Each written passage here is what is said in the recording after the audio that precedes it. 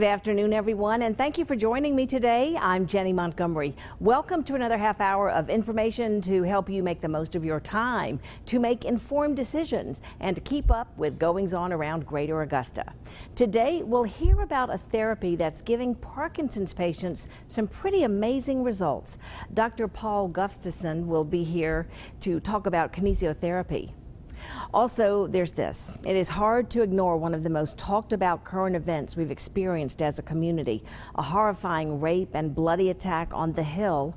And now that the golf patrons are gone and we're back at work and school, we can get back to the business of protecting our citizens. Let me take you back to Thursday, March 15th.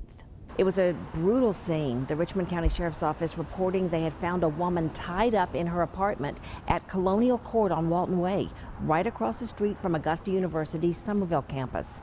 The police report says someone sliced her throat with a knife, raped her, and left her there. Even though she was bound and gagged, she was able to call her co-workers via FaceTime, friends who by this time were already concerned that she hadn't come to work that morning. We see her lying on the floor with tape across her mouth. She's crying right now. She's still responsive. She says she's hurt. She's not sure if anybody is still there. She's not sure if anybody's still there. And you said she's tied up? She looks like she's tied up. I can only see her. I can't see her hands. She looks like she has blood on her shirt. Somebody there? Somebody there? Somebody's here. She's trying to communicate with her hands. Okay, the police are about to enter the residence. Do you know if the invaders are still there? I don't think she doesn't know. She said she doesn't know. She shrugged when we asked her that question. We're right here with you, aren't you okay? We're right here.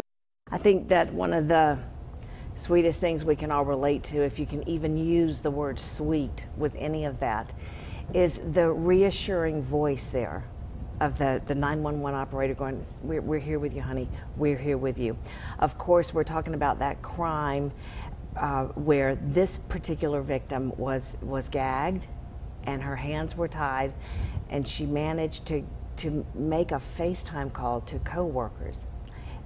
We're joined now with Brittany Bing, who is a counselor with Rape Crisis and Sexual Assault Services, and Natalie is a rape survivor. Thank both of you ladies so much for being here. We have to acknowledge again that April is Sexual Assault Awareness Month, and this is the time that we need to talk about a very underreported crime, a crime that involves shame on the part of the victim, which is so twisted, you know.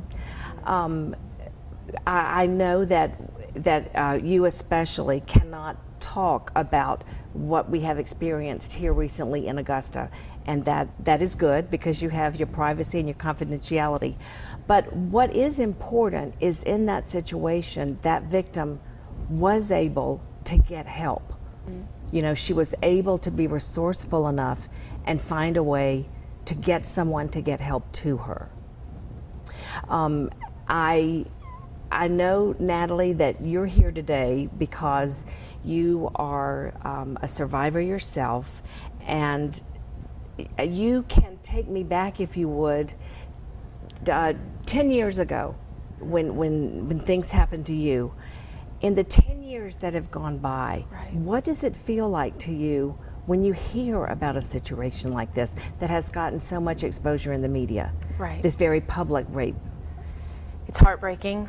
I think the pain of my own trauma, it does come up through a situation like this being exposed and talked about, but at the same time, I'm so thankful that there's awareness, that you're doing this show to cover it, that it's stirring our community to realize the reality that this happens, and no community is exempt from it happening, right, and no city is exempt from it. And the greatest thing we can do in a time of tragedy like this is to raise awareness, mm-hmm, and let people know that have also been victims that you're not alone, and let people know that there's hope, and the lasting effects of the trauma undealt with can cripple you, but we have a resource right here in Augusta with Rape Crisis that can help to bring hope and healing to those very painful places. And I've experienced that.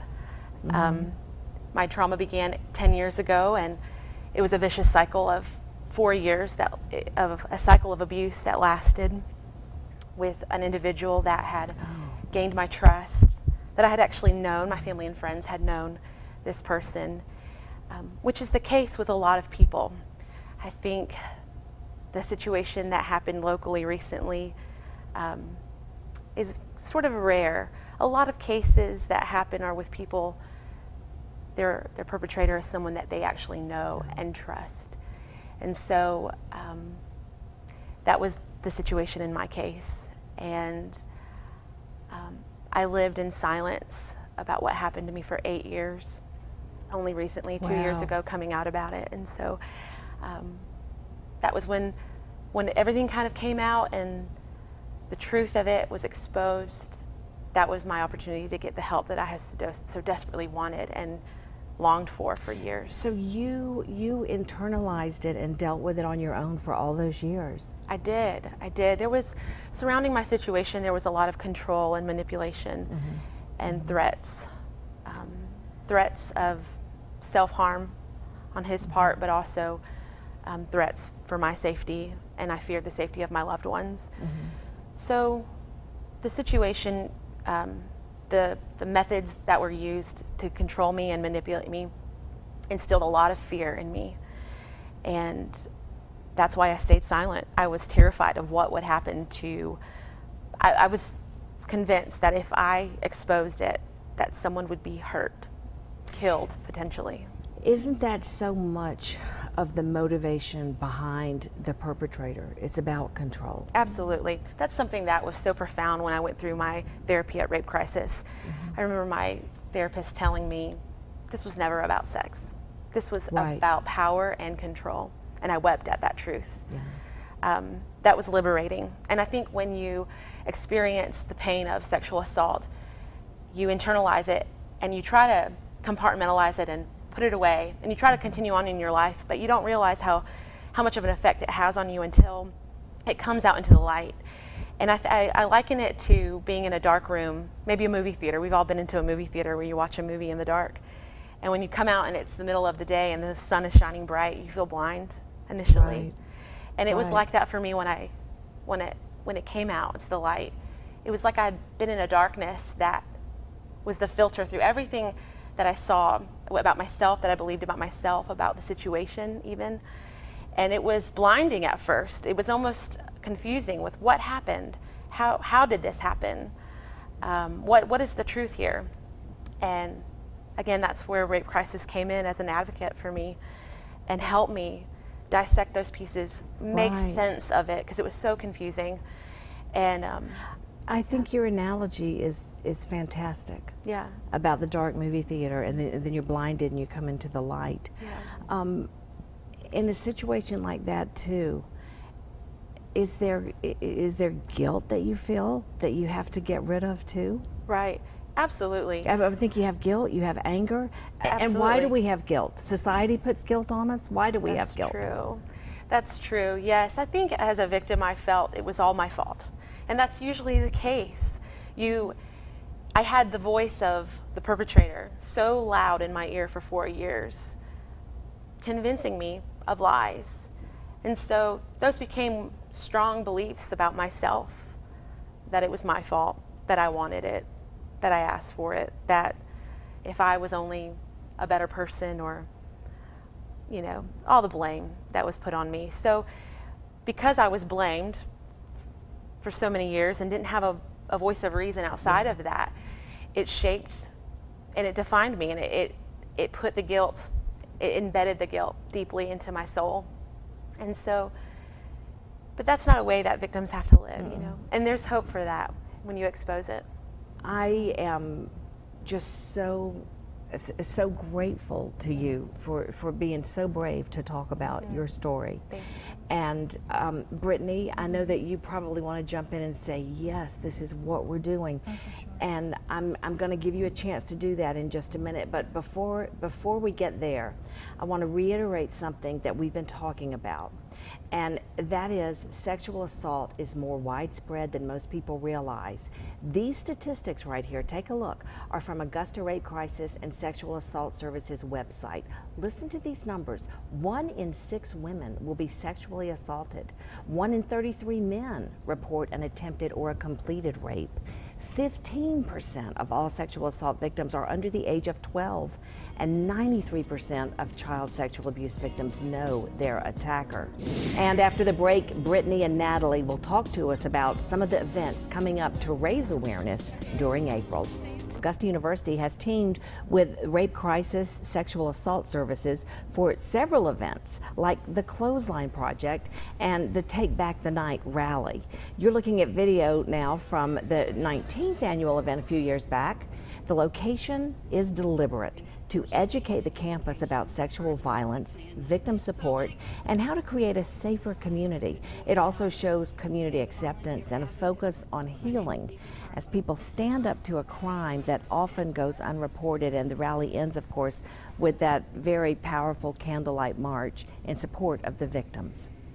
What we know, just the age group, I think 18 to 24, you know, sexual assault is pretty high. And so what we want to do is allow students to know that no matter, you know, what happened, what they were doing, that it's not their fault.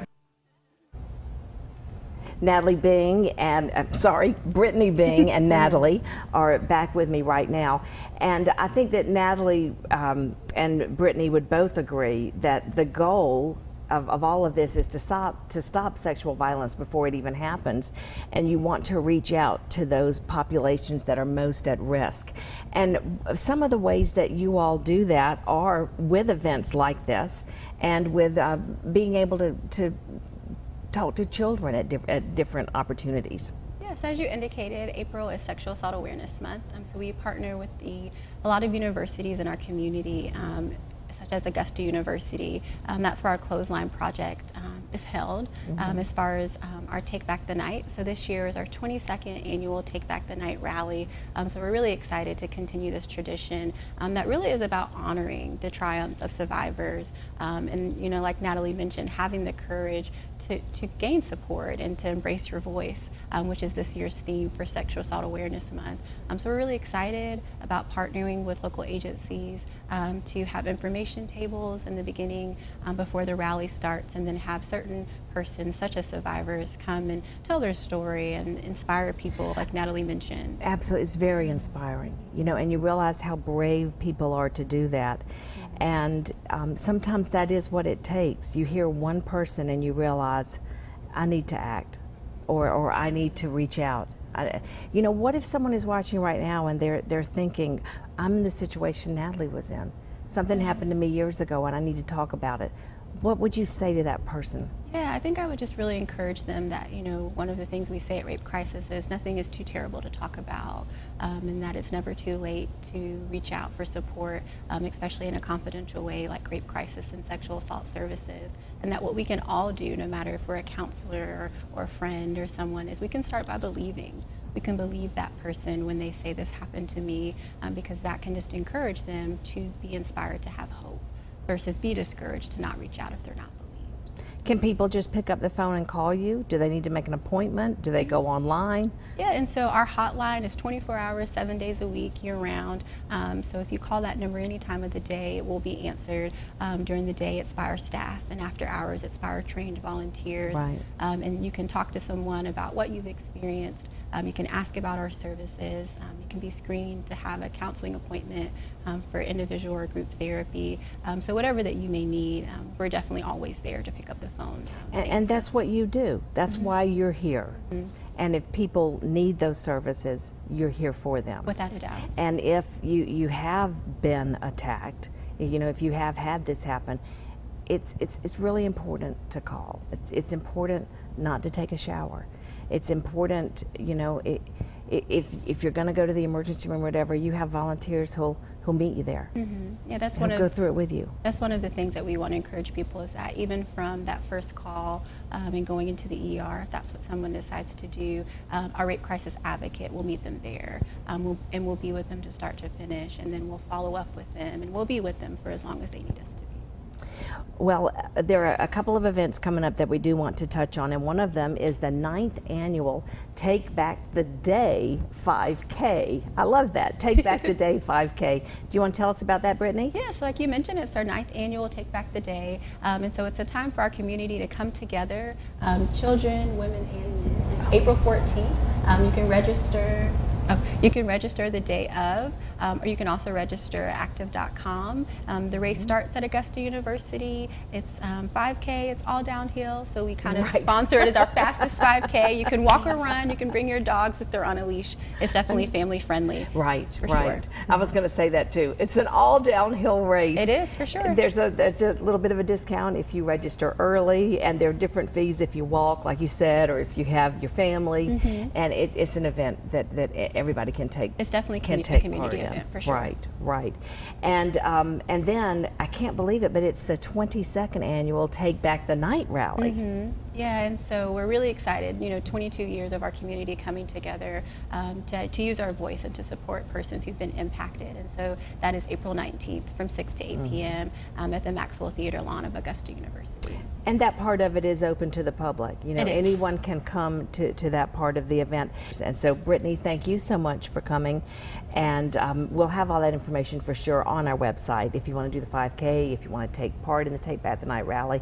And Natalie, thanks once again to you for being here today and sharing your very personal story with us. Thank you for having me. And I know that you are helping other people by talking about your experiences. Thank you. All right. Still ahead on Jennie, pain management without pills. What to do when surgery and all those endless doctor visits just don't work anymore. We've got an expert ahead.